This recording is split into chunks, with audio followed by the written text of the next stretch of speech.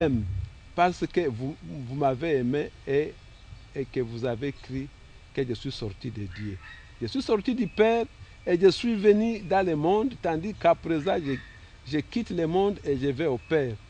Ses disciples lui dirent, voici que maintenant, tu parles ouvertement et que tu abandonnes tout langage énigmatique, donc plus de paraboles. Maintenant, nous savons que toi, tu sais toutes choses et que tu n'as ni besoin que quelqu'un t'interroge. C'est pourquoi nous croyons que tu es sorti de Dieu.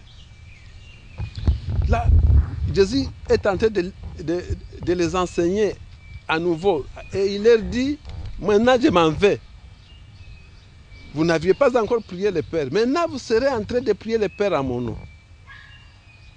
Et il n'est même pas nécessaire que lorsque vous avez prié le Père à mon nom, que j'intercède. Parce que quand vous citez déjà mon nom, le Père sait déjà que vous m'aimez. Et il vous aimera et il vous donnera toutes choses que vous demanderez. Donc, c'est alors qu'ils ont compris que Jésus devenait beaucoup plus clair. Hein? Il ne parlait plus en parabole. Ils étaient tout heureux, tout joyeux.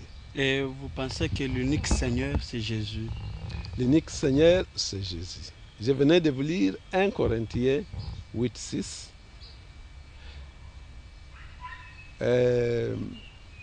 Là, Paul dit, pour nous, chrétiens si vous voulez bien, pour nous, enfants de Dieu, il y a un seul Dieu, le Père, et un seul Seigneur Jésus-Christ.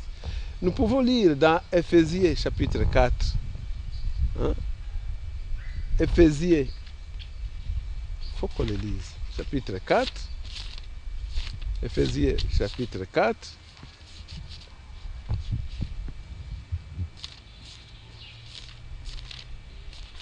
Verset, à partir du 4e verset. Voilà ce qui est de nouveau dit. À partir du 4e verset. Il y a un seul corps et un seul esprit. De même que votre vocation vous a appelé à une seule espérance. Un seul Seigneur, une seule foi, un seul baptême, un seul Dieu et Père de tous, qui règne sur tous, agit par tous et demeure en tous. Donc, il y a un seul Seigneur désormais. Il est vrai que dans l'Ancien Testament, Yahvé avait aussi le titre de Seigneur. On disait Seigneur Yahvé, Seigneur notre Dieu. Mais dans le Nouveau Testament, avec l'incarnation de son Fils, avec le pouvoir qu'il lui a donné, il l'a élevé. Et ça, nous pouvons le lire dans Actes des Apôtres. Il l'a élevé et il lui a donné, Actes chapitre 2, il lui a donné ce titre-là. Ça devient un titre exclusif du Christ, de Jésus. Voilà ce qui est écrit, Acte 2,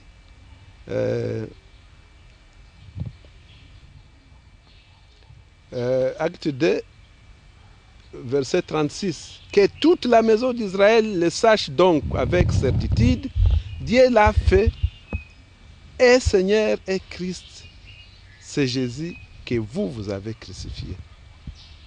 Donc, il lui a donné le titre de Seigneur.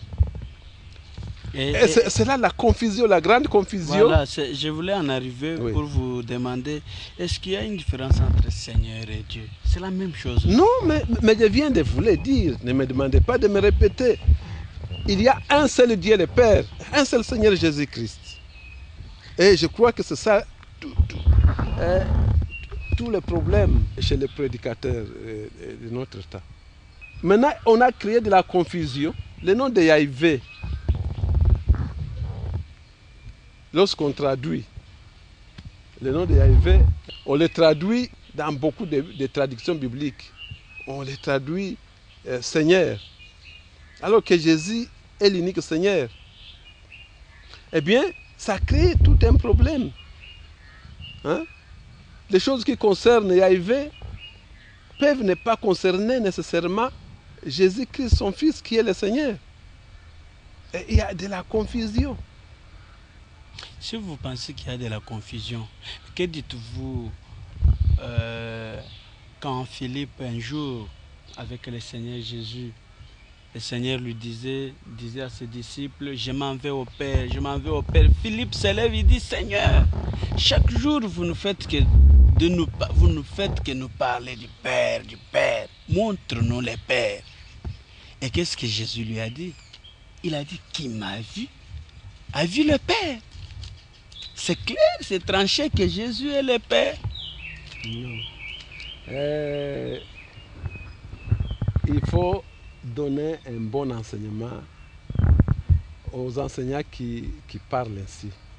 D'abord, il s'agit là de ce qui est écrit dans le chapitre 14 de l'évangile de Jean. L'évangile selon Jean.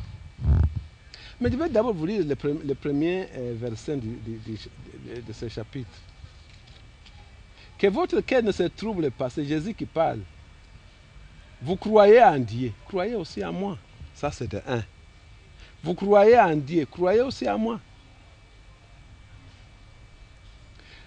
Et maintenant, je vais arriver au point qui vous intéresse.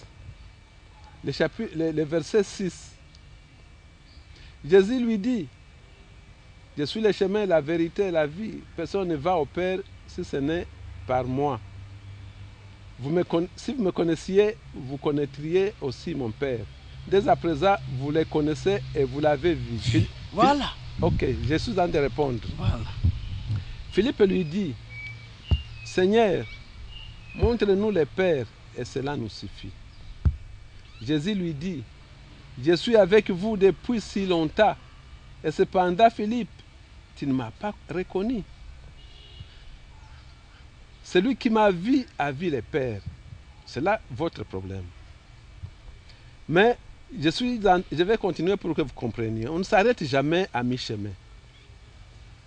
Celui qui m'a vu a vu le Père. Pourquoi dit-il, montre-nous le Père? Ne crois-tu pas que je suis dans le Père et que le Père est en moi? Voilà comment ça continue. Ne crois-tu pas que je suis dans le Père et que le Père est en moi? Les paroles que je vous dis, je ne les dis pas de moi-même.